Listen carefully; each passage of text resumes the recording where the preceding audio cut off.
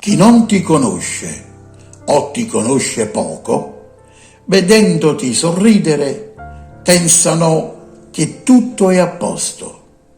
Invece la verità la conosci solo tu.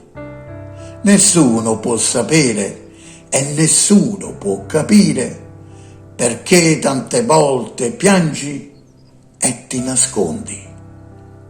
La verità è che tu non meriti questa vita, tu meriti di più. Tu non meriti parenti che ti fanno piangere, non meriti amici che ti deludono, non ti sei mai meritata un tradimento, eppure quanti ne hai ricevuti. Non ti sei mai meritata una lacrima, eppure quante te ne hanno fatte versare. Hai sofferto troppo nella tua vita e non è mai troppo tardi per un po' di gioia.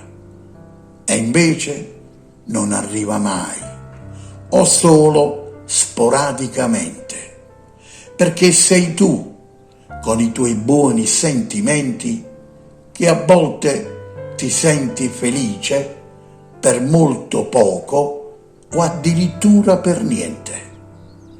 Ma si tratta di momenti che vorresti averne tanti come meriteresti, e invece spesso sei triste e nessuno lo sa, nessuno se ne accorge, ma tu meriti di più e l'unica che può aiutarti sei solo tu.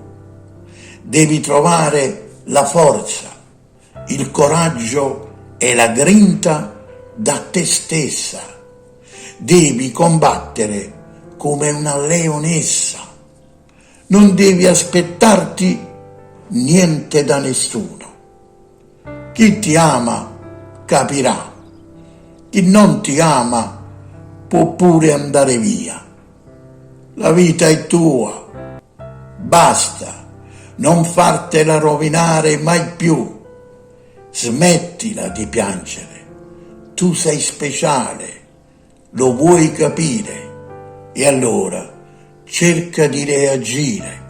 La prima cosa da fare è che da oggi devi amarti un po' di più, semplicemente un poco, come quello che desideri tanto tu.